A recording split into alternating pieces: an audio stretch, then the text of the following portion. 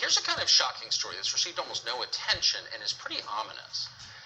Government data from around the world show that so-called all-cause deaths are running well above normal. This is happening in Western Europe, for example.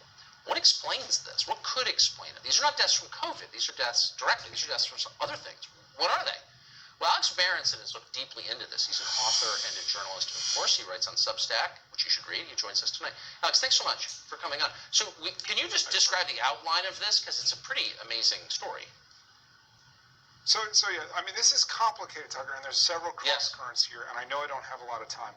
Right. And I really am exploring this and have explored this a couple of times on the Substack, and I'm going to go back into that again. But let me quickly tell you what we know, which is in the big countries in Western Europe, in several of the big countries in Western Europe, notably the UK and Germany, which are the two of the largest by population, deaths are suddenly running higher than normal, and that's been true in the UK for several months. Remember, the UK vaccinated a lot of people early this year. They've had deaths running higher than normal for a couple of months. Germany, the vaccinations happened closer to the spring, and they've had deaths higher than normal in September. We don't know why. In the UK, where there's more data, it looks like there's a lot of cardiovascular deaths that are driving this. We don't know what that means. In the US, there has been an excess in mortality in people under 50 that has gone on for 2 years now, and we have a terrible number of deaths happening in people that age. Some of those deaths are COVID. Some of those deaths appear to be lockdown related, or i.e. Drug overdoses, which we know are running really high. But in the last few months, even as COVID deaths fell in the spring, deaths in that age group remain very high in the U.S. This is, and again, there's a couple possibilities. One possibility is that some COVID deaths are being miscounted, although we count COVID deaths very aggressively.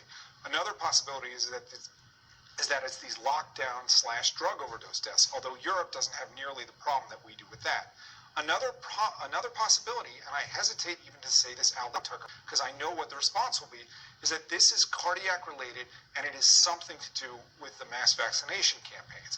But you know, we don't have evidence to separate what the possibilities are. All we know is that people are dying at unprecedented rates in the U.S. in the 30 to 50 age group, the 20 to 50 age group, and now we're seeing excess mortality in some European countries, and we really should find out why. Well, that's kind of the point right there. We don't know. You said it 5 times. You're a responsible person. Really, in 20 seconds, is there a highly aggressive, organized effort to figure out why all these people are dying? I would say there's a highly aggressive, organized effort to prevent anybody from talking about this data. You know, I was kicked off Twitter. I was forced onto Substack. Nobody talks about it except you, and I don't know why that is either. Well, I think it's the weirdest thing I've ever seen.